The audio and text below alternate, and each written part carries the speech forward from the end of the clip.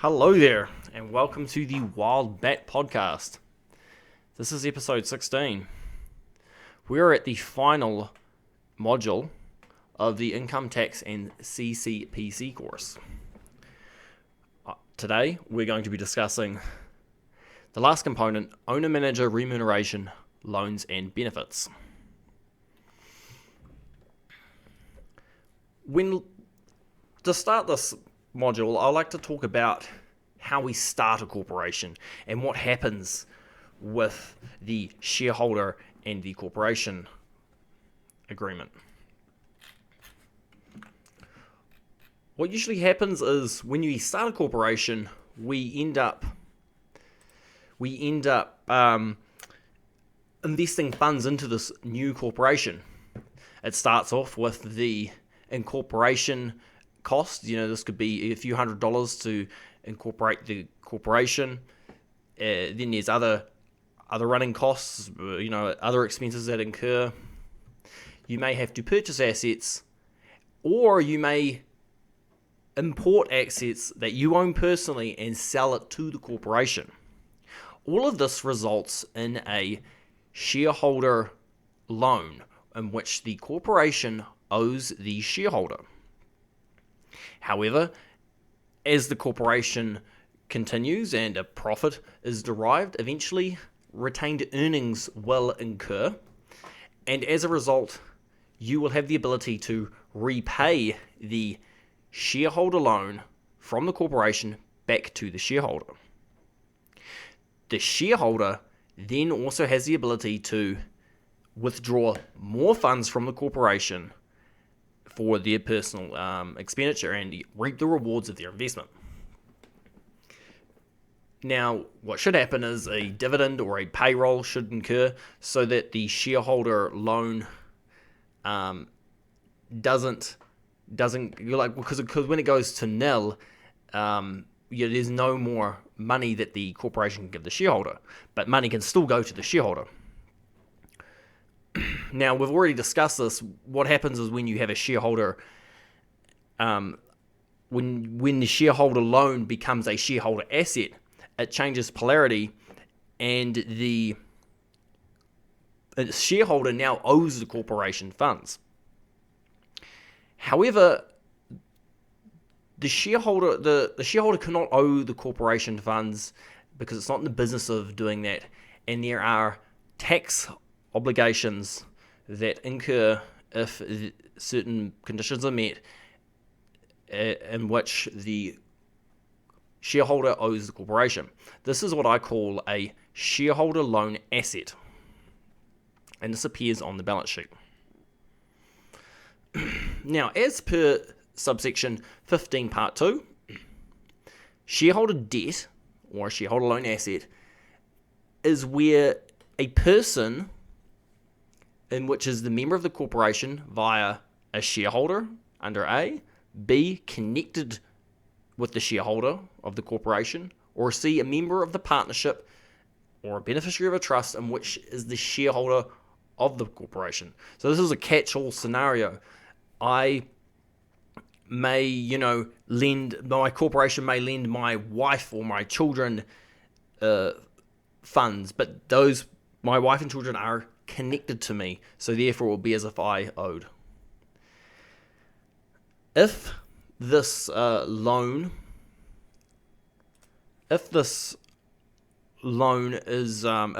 person is indebted to the corporation, then the amount of the loan shall be included in computing the person's taxable income.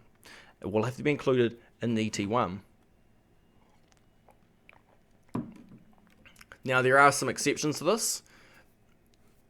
The first exception under 15.2.2 and then 2.5 respectively is non-residents and trusts.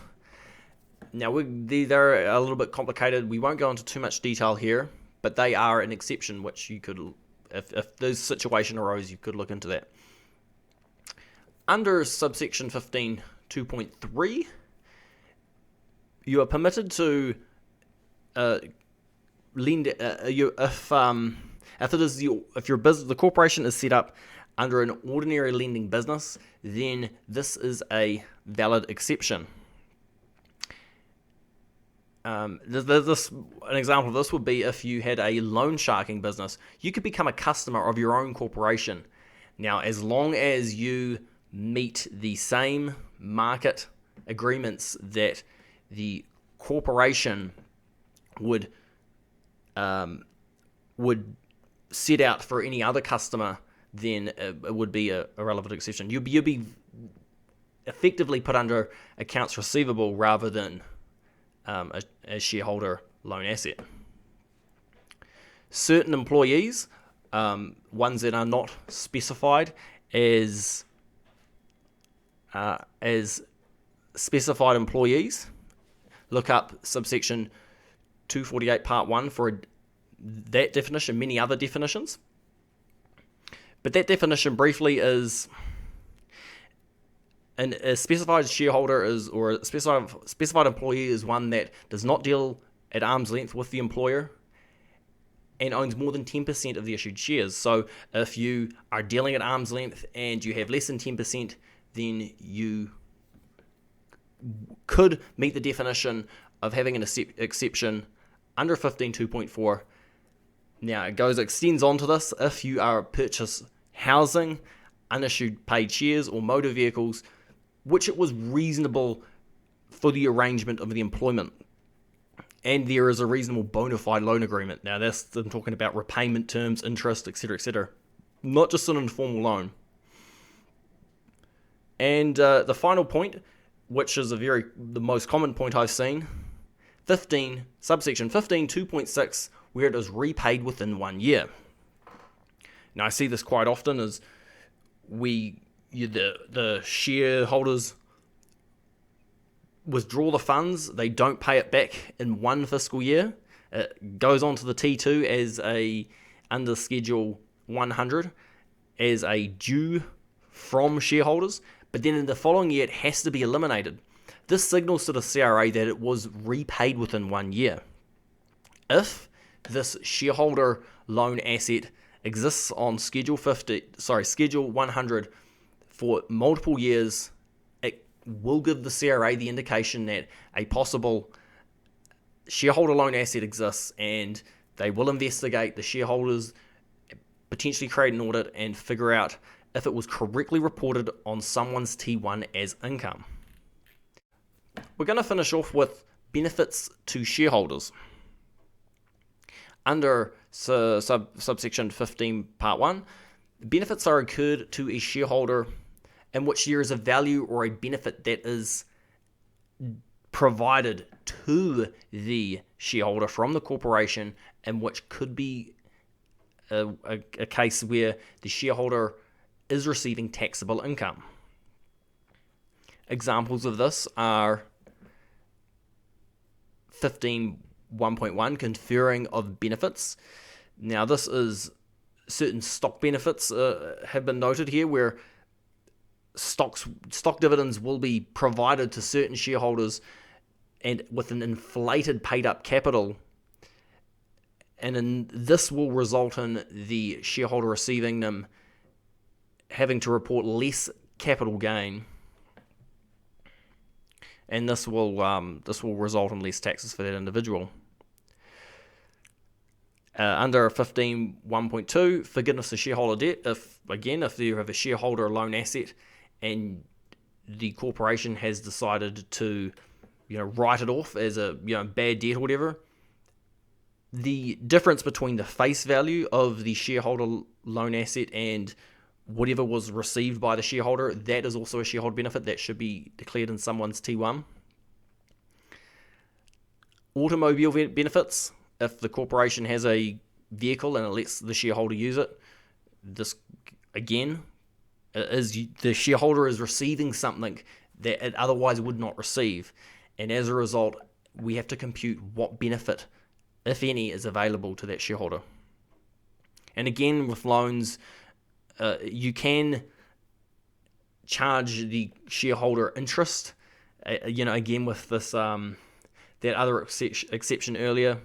If you're in a normal lending business and you lend one of the shareholders some money because you're a loan shark corporation, if there is a difference between the market value or the average value and what you are declaring, what the shareholder has to repay in interest, then that is also a interest. That is a benefit that also has to be recognized.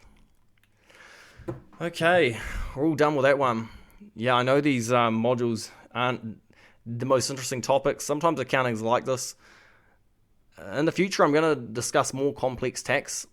I cannot go into the same scenario, same structure I've done with in-depth tax. Unfortunately, I'm not permitted to do that. I might breach their confidentiality agreements or whatever. I don't want to step on too many toes with CPA Canada. But I will touch on other complex tax arrangements in the future. Trade secrets of the accounting industry, something else I'm going to touch on. I'm going to talk about what's a good client, a bad client, an ugly client. That's one podcast I want to do. What your accountant wants to know, how your accountant generally makes up their bill, what to look out for in a good accountant or professional. But yeah, more business, advisory, accounting, and taxation. That is going to be the goal of the podcast. So please continue to join in. I will hopefully see you in the future. In the meantime, feel free to ask me any questions. Give me some ideas for future content I can do in regards to business advisory, accounting, or taxation. This is the Wild Bat podcast. Wild BAAT. Yeah. Have a good day, everyone.